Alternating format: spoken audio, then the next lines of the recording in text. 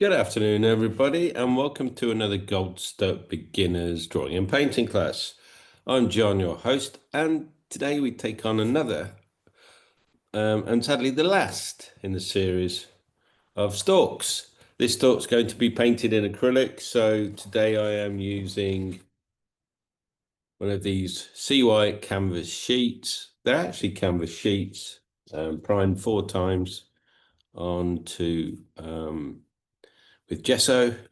So perfect for acrylics and oils studies such as this. So where do we begin? Well, we're going to begin with the stalk, and I'm going to put the stalk in the top third here. So when you're marking out with your ruler or your knitting needle, what you could do is you could use your knitting needle like this and sort of guesstimate where 1/3 is. And I'm going to say there, somewhere there, put a little pencil line.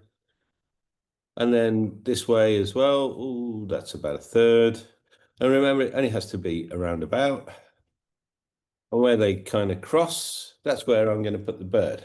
Okay, so give you a minute to do that. Then we move on to his nest, and his nest's on the big chimney pot there.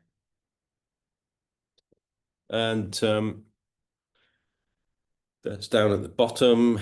So for that, it's somewhere in the middle. So I'm just going to bring this up. That's where the chimney is going to go. And the nest, I'm not quite going to bring it up to halfway. Sort of, well, 2/5 of the way up.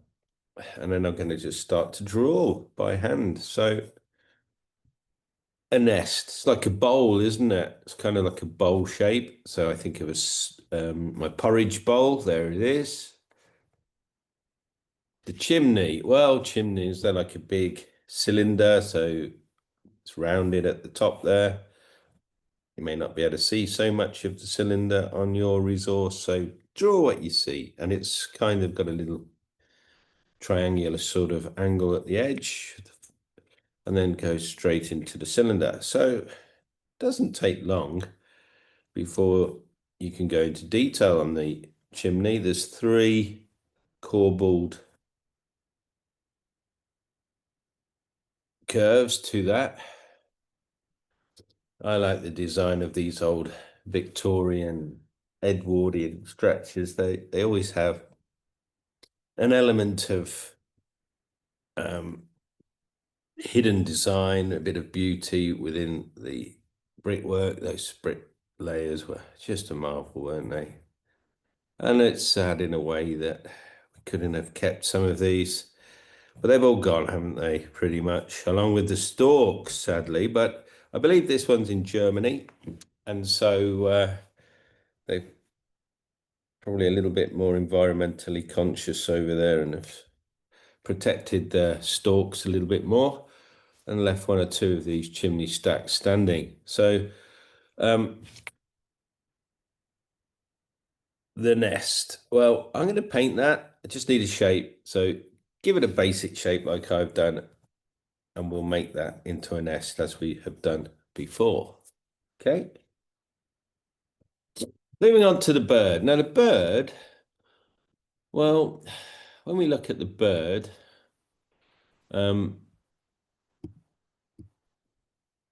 it's really an egg shape to begin with. As I've shown you before, birds are difficult.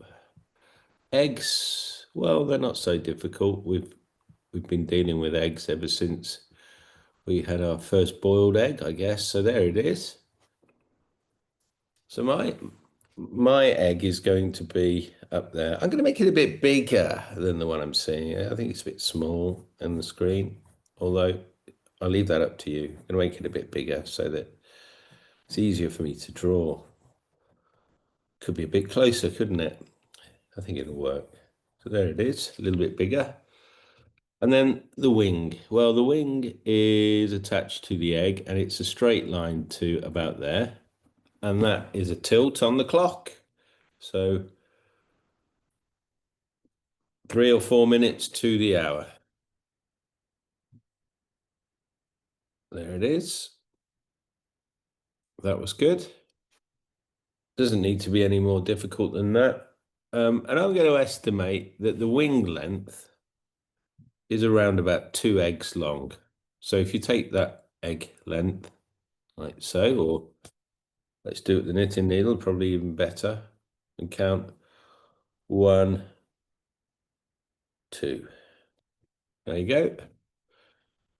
From there, we go, well, we can go anyway, really. We can give the wing a bit of width. Now, it is around about the width of the egg going all the way up, but there's a curve, and it's an S curve. So I'm just going to draw an S curve, gentle S curve like that. Comes out a bit, goes in a bit, like so. Maybe I've exaggerated a little bit here and there, but I think it'll work.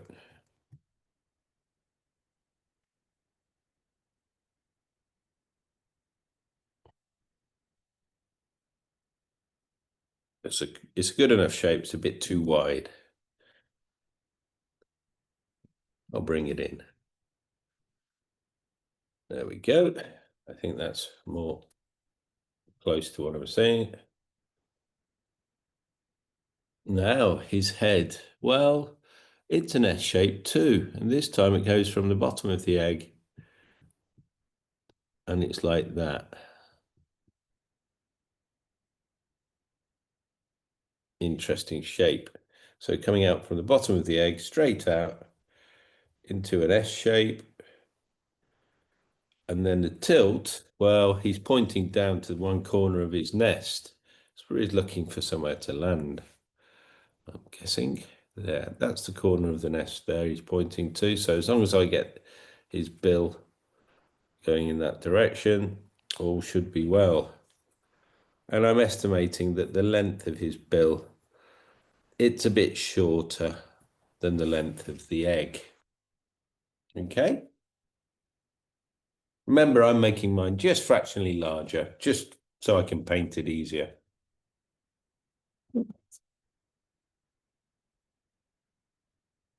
Okay, so now we're going to move on to the legs. Now the legs are, well, they're very thin and long, but they have a certain asymmetry to them because they're the same, but they hang differently.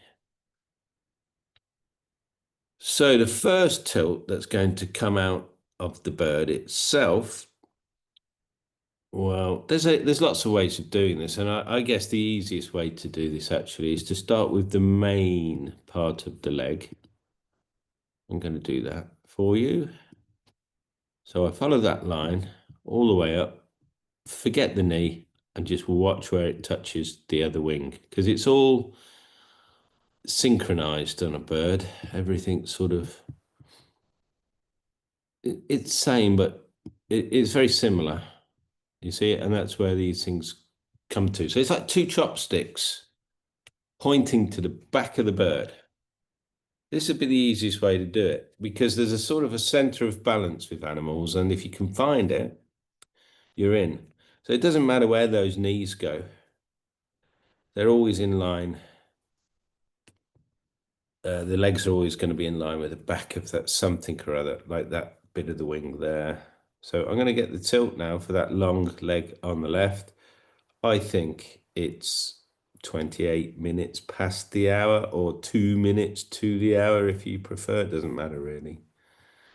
And the leg this time, I'm going to say is as long as the egg plus that little curve on his neck. There it is to there. So from there to there. It's quite long.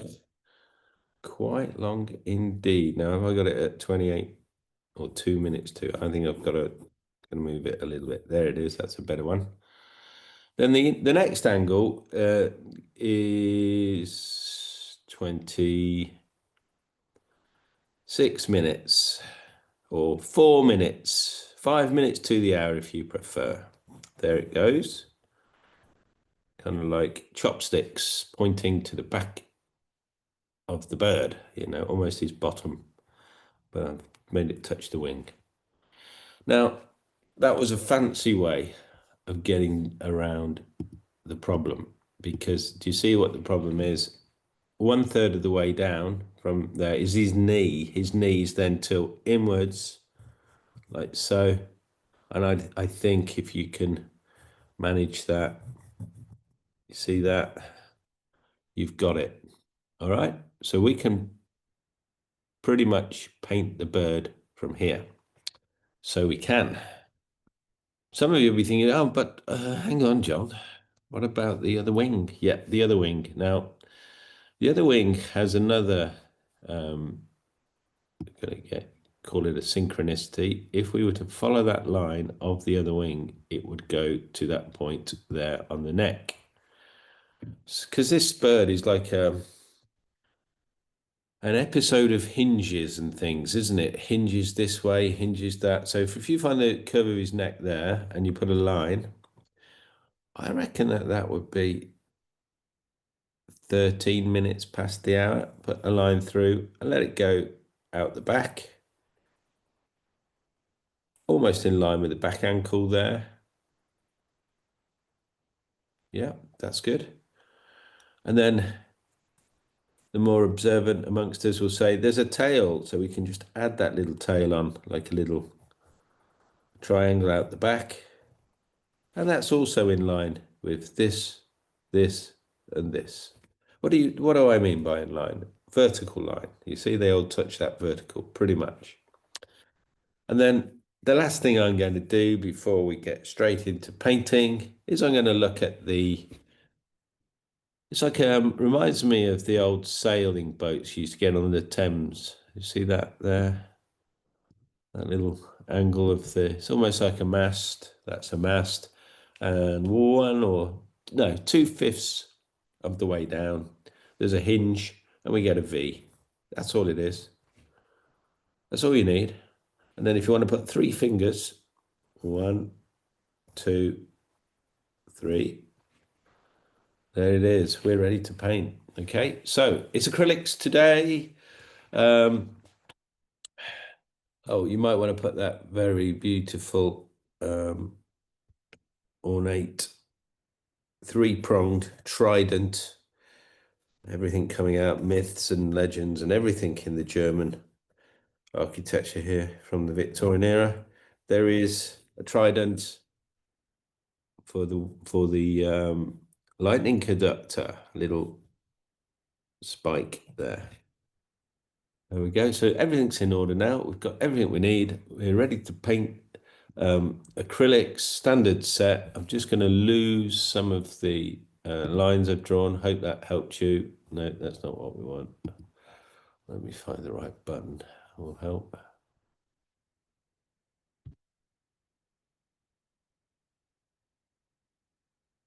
There we go. All the drawings are gone. And I'll be back with my palette in 1 second. Okay, so, oh, sorry about that noise. I have my acrylics set up. I don't think I'm going to need a lot of color, to be honest. I've got cerulean blue or cobalt blue would do, white, yellow, cadmium yellow, burnt umber. This is crimson, and that's black. I think that should do it. So what's that? 5 colors and white. You need plenty of paper towel and some brushes. Pot of water, always useful. Got a pot of water up there somewhere. Bring it in in case somebody wants to see it. That's the pot of water, big old yogurt pot, a bucket, one of those litre ones. Brushes. Well, I've got a wide variety here of synthetic brushes, old and not new.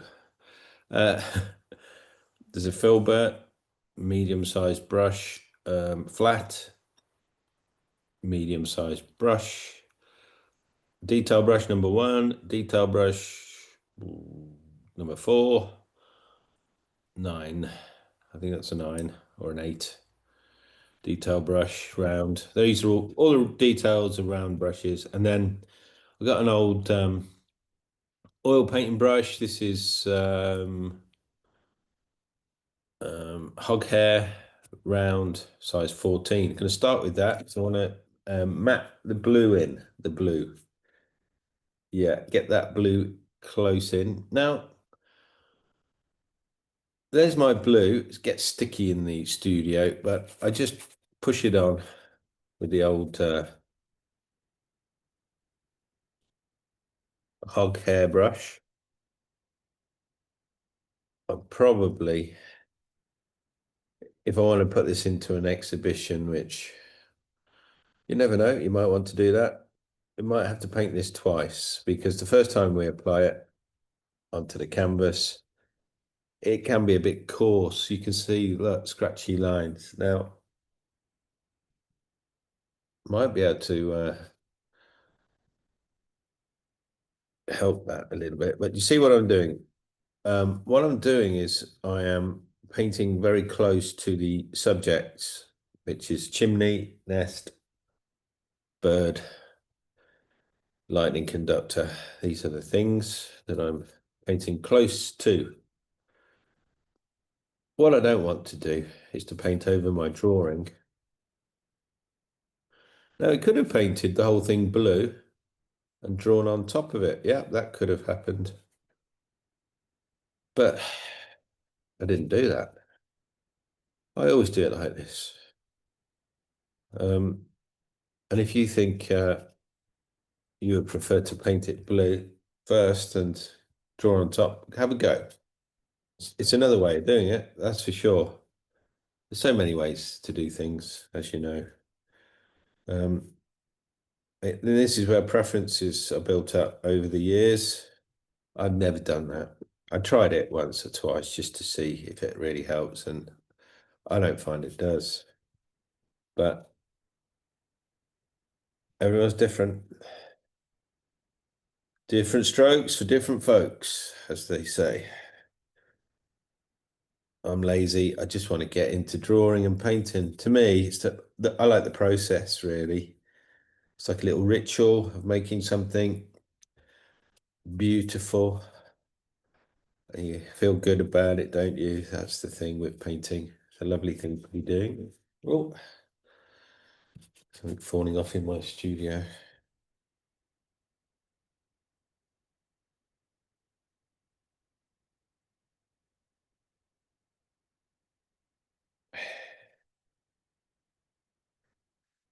I'm adding a dot of water to the blue just to make it go a bit further because it spreads pretty poorly, these old acrylics that I've got.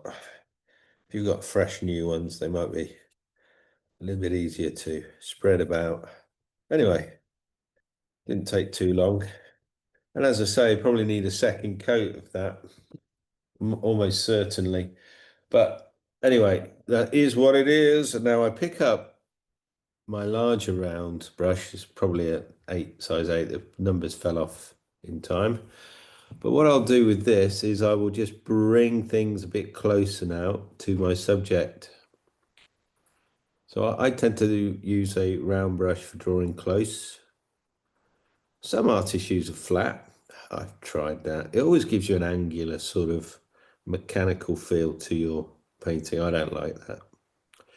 Although some expressionists like these sort of quirky, angular, cubist kind of methods. And if that's you, try it. You try doing what I'm doing with a flat brush. It'll certainly work, but it won't be as naturalistic or feel like the drawing, you know, and that's the difference. I like the brush to be kind of an extension to the drawing. Now with the round brush, I'm extending out my boundary and smoothing the paint because I know that this acrylic paint will need 2 coats on the sky. As annoying as that is, it's just the way it is. So sometimes in painting, there's like, oh, why would it be 2 coats? Can't I do it in one? Well, maybe with thick-bodied acrylics, you could do it in one. Try them. Again, I'm never really bothered with thick-bodied acrylics, I've used all sorts of things in my time to make them thicker.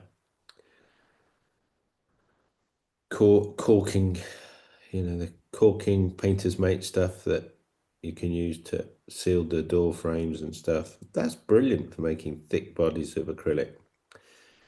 But I'm really not bothered anymore about these sort of things. I've tried it all. I think I have at least. And I'm set in my ways. I've become lazy. Because for me, I just like to paint. These things are never going to hang in the National Gallery, so I don't really worry about, trying to get my acrylic painting to be anything other than a fun, as best as I can, study of something from nature that appeals to me. And it probably appeals to a lot of people. Storks, we know all of the little myths and legends, bringing the children, the baby, the newborn, like a messenger, a sentinel from the other world. Fantastic. They do look kind of alien. They are very bizarre characters and creatures, and they always make these scruffy looking nests. I do love them. I think it's something we do miss in Britain, not seeing the stork so much. Although there are some places I have heard where they get them. I have a sort of reminiscence of when I was a child in Warwickshire. There was an old hat making mill nearby with a big chimney like this, and I'm pretty sure at one point there were storks, but not now. All of that has gone, along with the storks. So there's my blue. You see what I've done? I've mapped out a bit closer. For this painting, I've really not tried to change the dynamic of the blue. It is cerulean blue. It's going to be fine for the sky. It's not necessarily the sky we're seeing exactly, but it's going to work. So what am I doing then? I'm putting my second coat of blue with this little round, this number 8 round brush, and I'm mapping out. Do you see? Because I know that the sky is going to be all of this. You see the little scratchy patches on the second coat. Do you see what's happening? I'm getting rid of them. So 2 coats of acrylics on a white canvas like this will do the job handsomely. Anyway, there we go. I'm going to come back to the sky, maybe finish that later. I want to now move on to my chimney. So I'm going to take some of the brown paint. This is burnt umber. I'm thinning it down with a little bit of water and yellow. It'll give me a brown orange color like this. It's like almost like a burnt sienna. I'm going to thin it down a little bit with some water. You'll see what I mean. And then just paint over your chimney shape.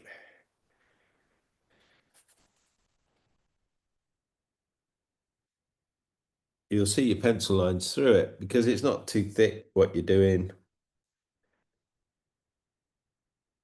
That's really just to show you that if you use your paints thinly, like so, you can still see your pencil line, which is good news. I'm going to show you why that's good news in a moment. But first of all, I'm going to adjust that color ever so slightly. So I'm going to add some more yellow to it. And it kind of be this greeny yellow brown, yellow ochre kind of color. Add some blue, a little bit of blue. Oh yes, not a lot of blue. Do you see? Just a little bit of blue. That's good. You see what I've got? It's a sort of golden green. Oh, it's horrible, really, but it's an ochre color. And then just push that in to the nest. Still wet, thin. This is going to be the highlight color in the nest. So this is not the color of the nest. This is the color of the straw, twigs, various things that the bird has adorned that bowl-shaped nest with. And it's a sort of a greeny brown. And I'm just pushing it around really, filling the white of the canvas up. Don't want that anymore. There we go. All gone. Meantime, that's good. That's drying now, starting at least. Clean your brush. There it is. Dry your brush. Get a bit more blue. Add a bit of water to it, not a lot, just to get this to move. And let's paint close now to our trident. Please don't paint over your trident. You probably will. So if you do, don't worry. You can paint it back again with a brown. But you see what I'm doing? You see, with acrylics, you definitely will paint, excuse me,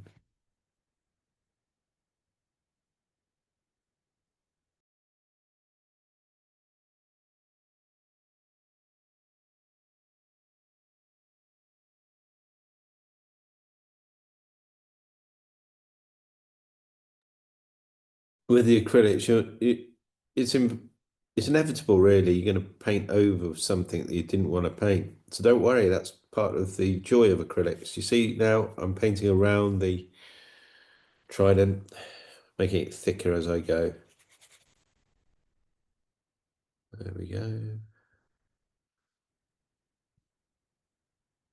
That's good, because on the second coat of paint on the blue sky, I will connect those the bird to the nest, etc.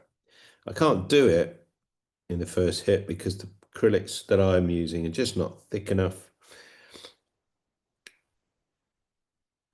That doesn't mean to say you should try and paint it necessarily in the first hit. That's not necessary. You know, sometimes in painting, I've not mentioned this yet, but sometimes in painting, you have to do it twice. It's just a build up. It's like the canvas panel is primed maybe 3, sometimes 4 times with white. It has to be done, and you can buy it already pre-primed, which is great for us because we can then just get straight in painting. But if you don't buy it like that and you buy the canvas from a manufacturer, you'll have to paint it 3 or 4 times with white to build up the thickness that you need. It's just part of it. It's not wrong. It's not a failing. It's the process. You know, there comes a point where if you make the paint too thick, it's like treacle. You can't paint with it. And so when you see all of these thick-bodied paint out there, they're there for a purpose. The acrylic artists who have gone abstract, you know, those that have left our club and have gone to the other side. I'm only joking. We love acrylic. We love it. Abstract artists. Honestly, we do. I do abstract work myself. It's easy. It's a lot easier than working hard at getting something to look like something, I can tell you. But don't let them know that because they get very upset. Oh, it's just as hard to do abstract, if not harder. Yeah, we believe you. But the point being, I don't even know what the point is. Oh yeah, the point is we don't want to paint with treacle. They do. Of course they do. They haven't got a clue. I mean, it doesn't matter what they paint with. It doesn't look like anything anyway, other than what they want it to look like. As they'll tell you. That's what I wanted. Good. Good for you. But we want to build up gradually. We want to make our stalk look like it's about to land on that nest. And I've done it. See, I've only got a bit more to do on that blue. I'll only be here for another week. Yeah. But you see, as I add it, it gets thicker. And that's the second. So that's a job you could do on your own without me, just pushing over that blue. Okay, so that's dry now. Amazing. Never would have happened in oil paint, would it? Nope, not in a month of Sundays. That would have dried by now. But we don't worry about that. So now, because we are painting with acrylic, so I'm going to bring some white down here because I'm going to start to block in my bird. I've blocked in the chim. Oh, I haven't actually. Got to do the trident, haven't I? Now, it doesn't matter which brush you use as long as it's small. Got this really crooked looking number 4. I don't think I'll do it with that. I'll do it with a fine one. Let's take some burnt umber, pretty much as it is, neat. And just it'll look dark as soon as you put it on. Steady hand now. There we go. I like that. That was easy.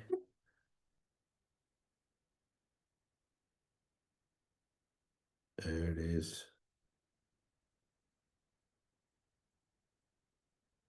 Probably thinking he should paint tridents more often. It shuts him up. Yes, it does. Just going to use my knitting needle to work out exactly where. Yeah, there he is. It's coming through there behind the... Cool, keep still. There we go. Somewhere there. As long as I've got somewhere to aim for, I'm all right. There we are. Lightning rod. Good on you. All done. So now I can move to my bird because that's all I've ever wanted to paint, really. But you have to do all of these other things to get to the job you want. The cherry on the cake. So that's white. Add some yellow. Look a bit too yellow, isn't it? Like a lemon. That's not what we want. Add a little bit of pink or red, crimson, whatever. That looks a bit better.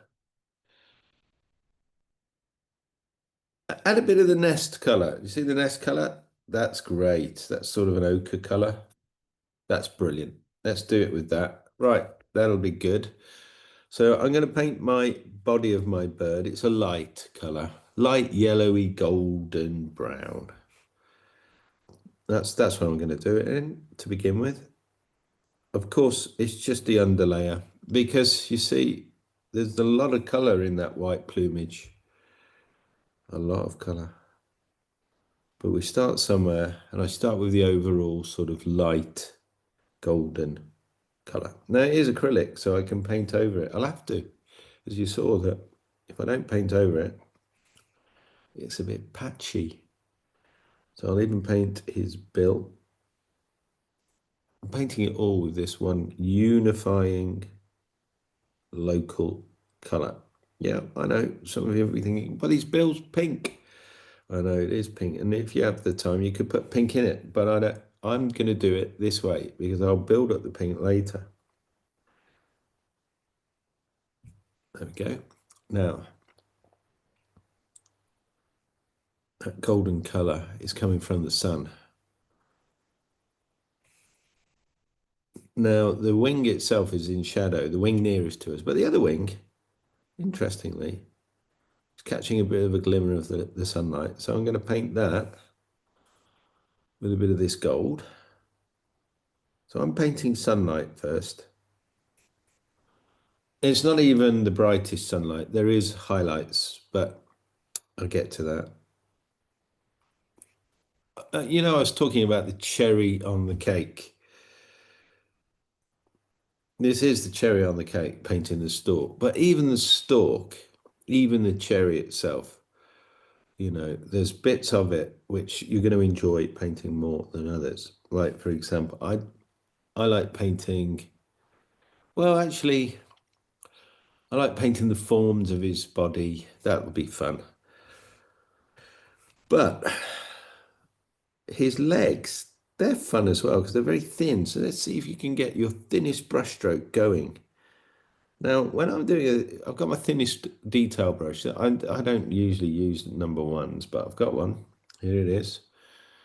You can make that even thinner by sort of pulling back a little bit like that. You know, you sort of pull back from if that's the surface of the painting and you make contact, what you don't want to be doing is like squashing the brush down because you get a broad mark.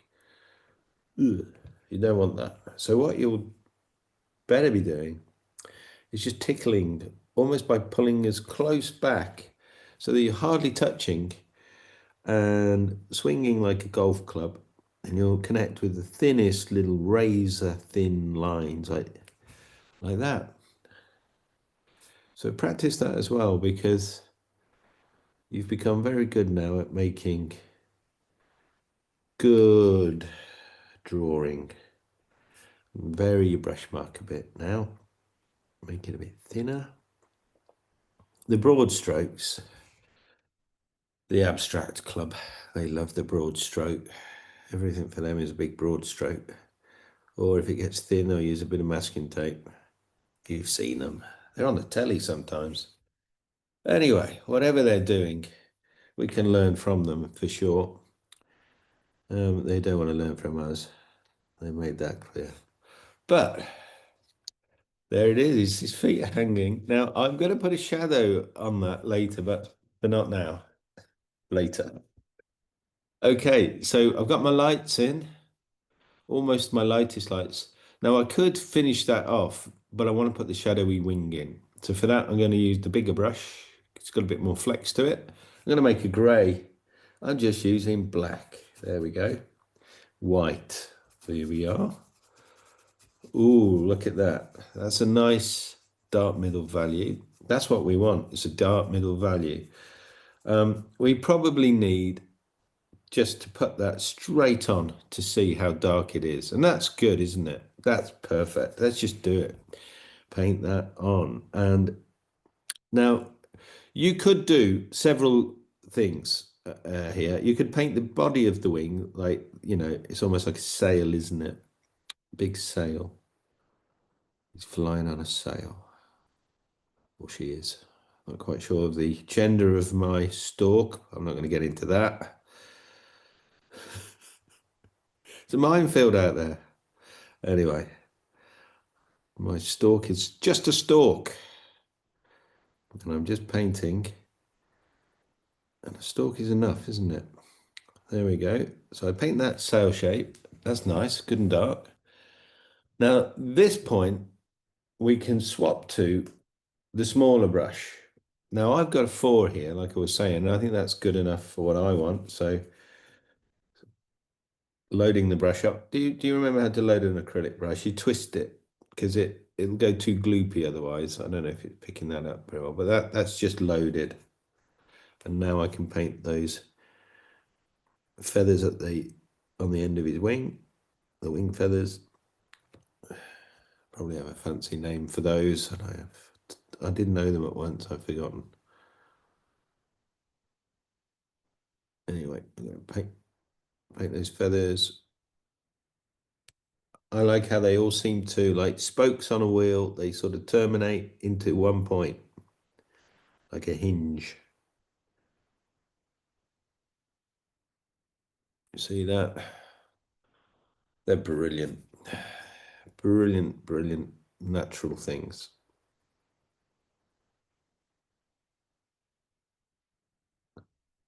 More abstract than an abstract artist could ever be, in truth.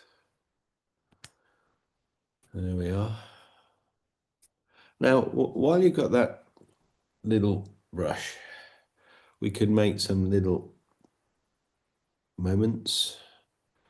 You know that wing is not a perfect. It is perfect, but it has little nibbles in it. That's what makes it perfect, actually. Those little nibbles. That's what I always say to my students. Perfection is imperfect. That's perfection. Nature is as perfect as it needs to be. And just putting those little nibbles on the edge of that wing, it then becomes perfect.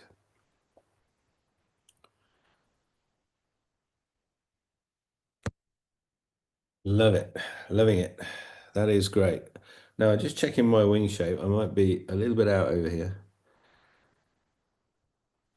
Now, you might be thinking, well, what about the light bit in the... Yes, of course, there is a light bit. But just before I get into that, I'm going to clean my brush, make sure it's clean this time. Dry it. You should always clean your brushes, Acrylics ruins brushes. Oh, it's horrible stuff. But we love it. It's fun. And then we pick up a bit of blue and we tidy up around those. So you put a bit on, you take a bit off. That it's just a way of the. This is the way of acrylics. No point in losing temper with it. What you have to do is just embrace its pros and cons, shall we say. It's like the grandchildren, isn't it? Not that I've got them yet, but one might be louder than the others. Can get a bit annoying someone who's loud, but when you start to think, oh, that's little Jimmy, he's always a bit loud, then it becomes part of Jimmy and you love it then. Same with acrylics. Can be a bit annoying here and there, but if you stop it from being annoying by saying that's what I've got to do, and I've got some time now to do it, then nothing wrong with it then. It's just part of the process, putting those little bits in. Because the key is here, what I'm trying to get onto the point of is don't necessarily expect your acrylics to behave like oils. And then conversely, you don't need to expect your oils to behave like acrylics because they don't. They're similar in many ways. And those of you who love your pastels, you see the connections, but they're not the same, are they? And this is why you will invariably enjoy one over another. But there's a time and a place for everything, isn't there? So there's my wing. It's kind of okay. I've fluffed a bit up here and there, but it's getting there. And now I need to put in that light shape, like many of you have already probably thought. So for that, I'm just going to take that golden color there and this here. Remember the golden color you use for the body? Take some of that if it's still alive. If it's dry, make it again. Add it to your gray. There you go. Do you see what I'm getting there? I'm getting a middle value color by adding the dark color, the dark gray, to that golden color. And now I'm going to use that and hopefully it'll be the right shade and the right color. And it is. It's a bit of magic. This is what painting is all about. It's formulas and maths. And if you never thought you were that good at maths, join the club. I wasn't. I just didn't. I found it a bit boring. But actually, if I really focused, I could do it. Whereas this is like applied maths. So you're putting that in there. And then you check it and you think, is it too light, too dark, whichever it might be, make a change. If it's too dark, obviously lighten it a bit. Now there is a little rule. Well, it's not really a rule, but it's a principle. It's one of these stated conventions that I like to use in these situations. And that is that because that's a dark shape, remember, it's not just a dark color because it is a dark color. Remember, it's black. And this is where it gets confusing for beginners.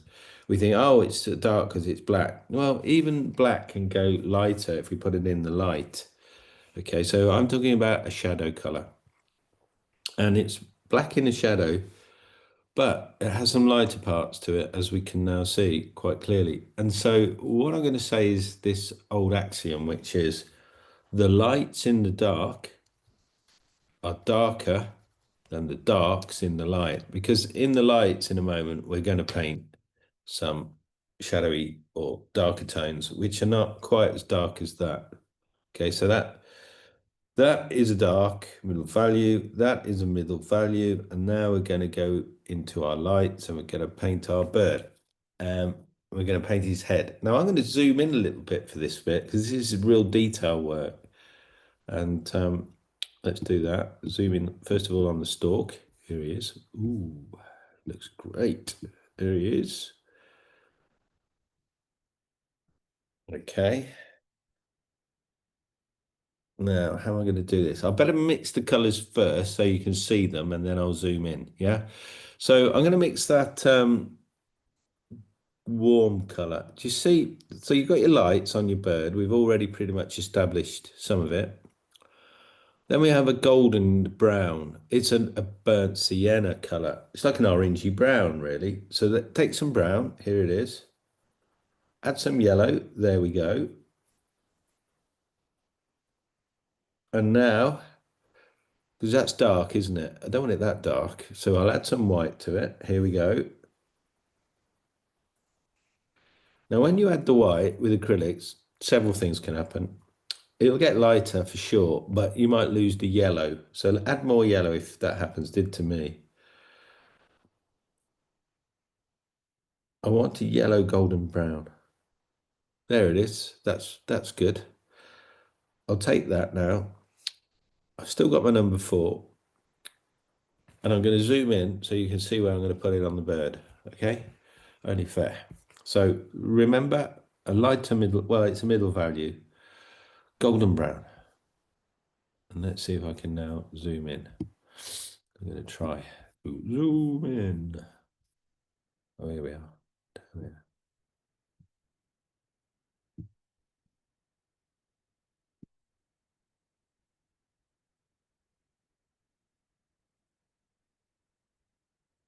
It might be that I have to move my bird, my canvas, my pot of water. That's always dangerous.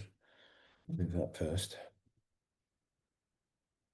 There we go. Oh, dripped some water. Never drip water on acrylics. That's a bad thing. Look, when you do that, oh, drips. I have to paint that over again. It's like filling plaster holes, isn't it? It's tedious, but it is what it is. I've just made a mistake, but that's all.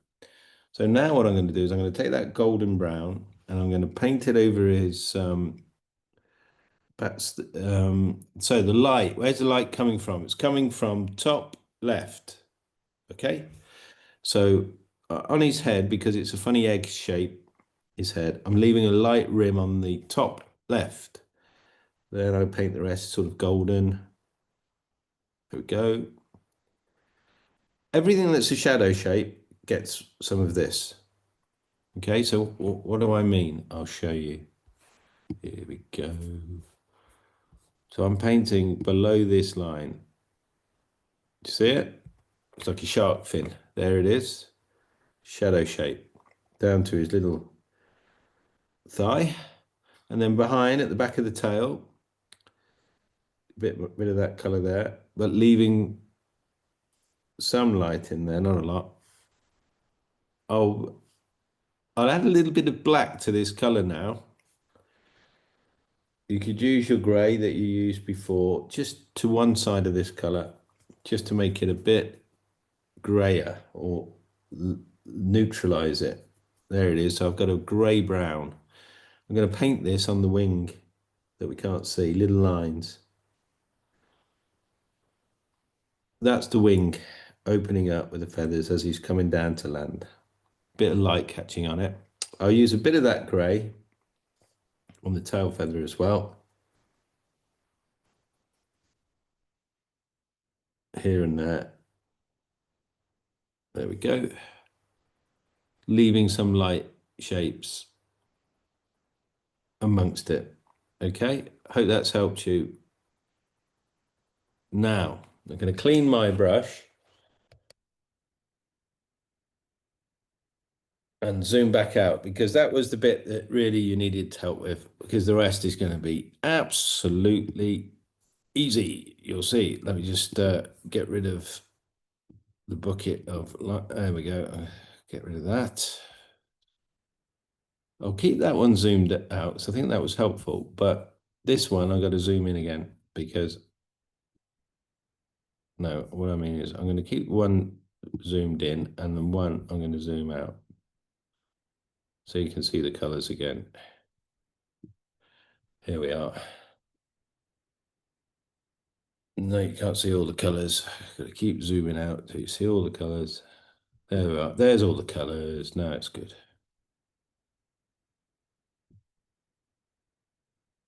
There we are. Perfecto. Right. So now that's the basic colors. Now I'm going to go a bit darker below that middle value. So I can use that brown. Remember this brown here, burnt umber. Add a little bit of yellow. That'll make it a little bit lighter and warmer. And then a bit of black. That's a good color. Great color indeed. And I'm going to paint that underneath what we've just painted,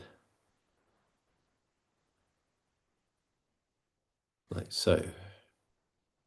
And underneath the tail, these are the darker bits in the tail, like so. And between the little, almost like Venetian blinds, that other wing, little stripes. I'm painting these below the stripe, darker stripes we painted. That's good. I'm going to paint his eye, little dot, like so, with a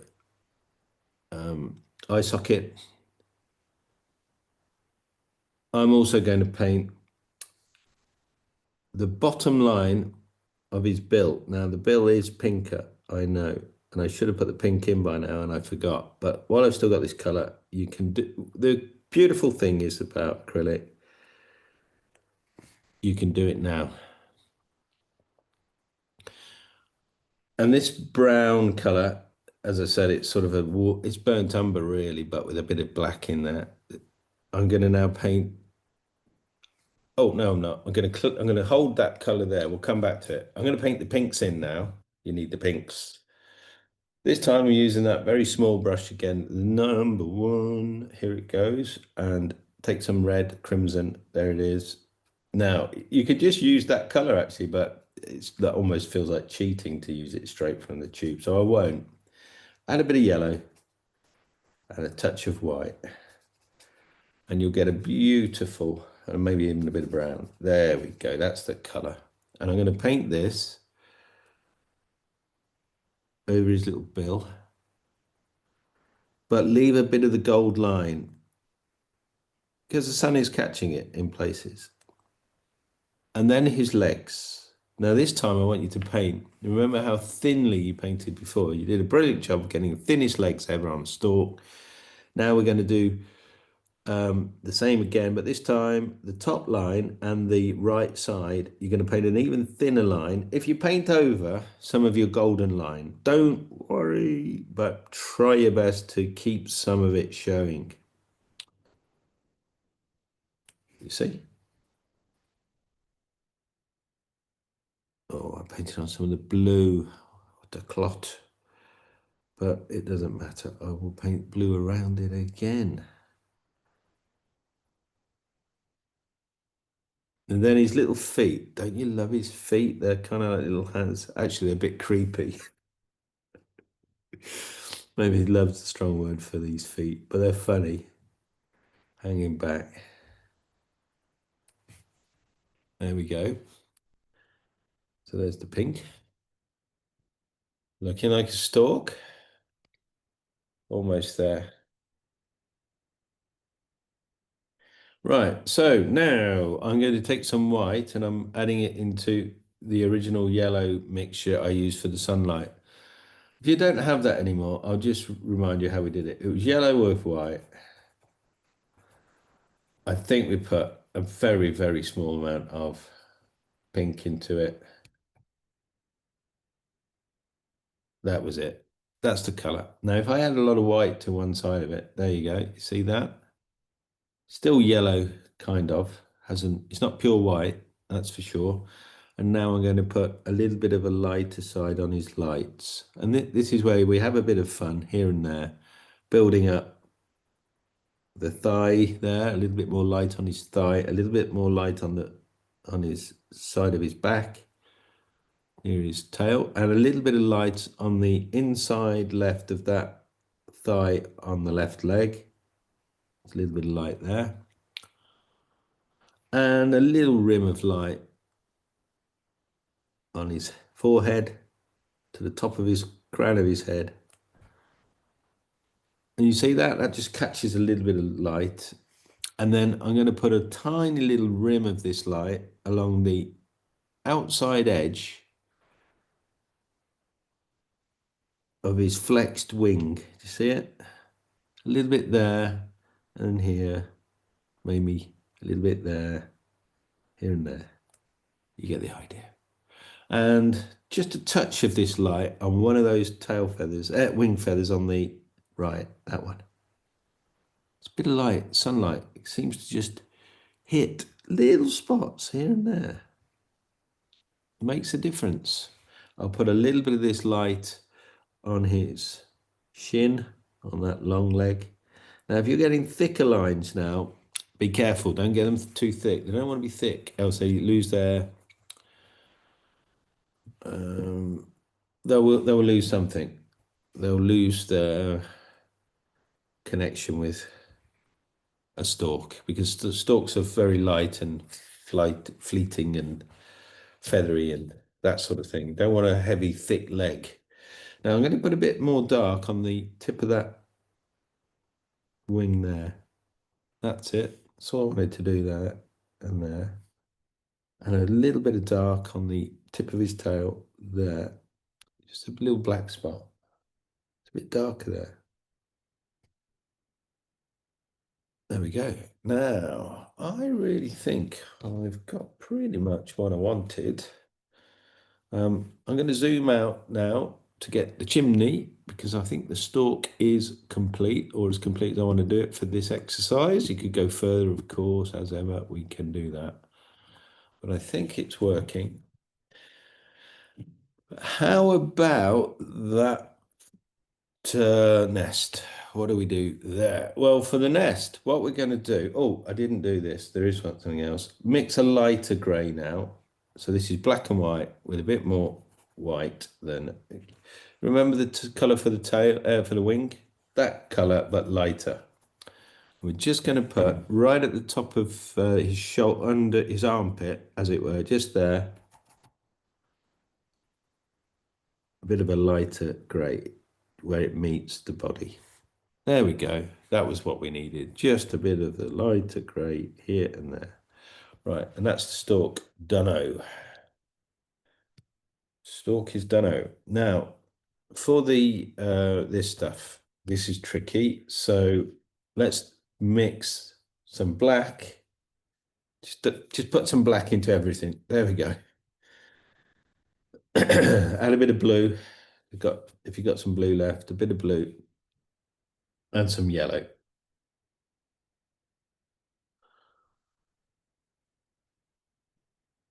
There we go. You're going to end up with a sort of group. It's not green, but it's kind of greenish tinted black. That's what I was after. And for this, what I'm going to try and do is I'm going to start to paint it on the right hand side first, because this is where the big shadow shape is. You see very little light in there. There we go. Some overhanging bits as well. The straw is untidy, as you know. Straw is like that. Remember the time when you were a child and you climbed on the hay bale in the farmer's barn? You didn't do that? Oh, yeah, I missed out. It was fun. I did it. Me and my mates, we all did that. And the straw was sharp and it wasn't as comfortable as we'd imagined, although once you stopped wriggling, it was a bit more comfortable. But it's quite thick. So bits go this way, bits go that way. That's the bit I'm trying to get at. We want to make it feel naturalistic. There you go. And you sort of print with your brush as you go. Now, as we turn this way, it'll probably get a bit lighter now. So I'm going to add a bit of white to my mix. So it's getting a bit lighter now. And I might even use a slightly smaller brush in a moment, but let's see how we do with this one for now. So I'm weaving this into the bird's nest, as you can probably tell. Yep, that's good. I like that. That's working pretty well. I'm going to use that all the way over, all the way up to the left-hand edge. This will be the darkest color. So this is a dark middle value and this is a dark. Shuffling that around, making the two meet here and there. That's good. Now I've still got some of those light ones that look like straw, but I lost a few as well along the way. But anyway, it is what it is. And if you lose a few, don't worry. It is acrylics. It's not even as important as spilt milk. It really isn't. So we don't worry about it. We lost a few, we gained a few. As long as you keep gaining some, you're doing okay. But you see what I'm doing? I'm building up like, well, it's a woven kind of bowl of this and that. And I'm using the dark now going into the dark middle value. And now what I'm going to do is I'm going to clean my brush, put that on one side, take the smaller, finer brush, take that golden color that I used on my bird, and I'm going to maybe add a bit of blue to it to make it more green. There we go, that's better. Golden green. And I'm just going to add some little effects of straw with the light on it. Isn't that great? So you just put a little bit here and there, mostly there, but definitely here, and you're there. You see, it's starting to look. Now you can add a bit of pink because daylight does not just hit golden points. On a curved like that, you'll see pinks in there. You'll probably see greens. You'll probably see all sorts of color on the straw. But the point being, as long as you get the effect of straw, this kind of feeling of sharpness, the little sticks that bend, they are straws. Make it feel like little straws. And I think I've done it. I've got my straw nest shape. And a few dark ones overhanging on this side. And a few dots and dashes. Yeah, you don't have to be so precise that it's all boring. Get a bit abstract. Like the abstract artists. Which leads me to the next block. We're doing abstract art. Yes, we can do it. We are going to do abstract art. It's the fantastic thing to do for a beginner artist, because when you're beginning, you'll know someone, oh, I do abstract art. And you think, what on earth is that about? Well, we're going to find out. And I'm going to give you some instruction on abstract art. We'll be doing some very expressive brushstroke work. It's great for that, I have to say. But there's my nest. Hope you have managed to get yours looking somewhat similar or better indeed. Now I'm going to paint the chimney. You probably don't see as much chimney as I'm seeing, so I'm going to use a bit of brown, a bit of yellow to make that orangey brown, and I'm just going to paint the shadow side now, because I've got the light side pretty much. This is the light, and now, or the light tone, and now I'm going to paint, see that, with the brown.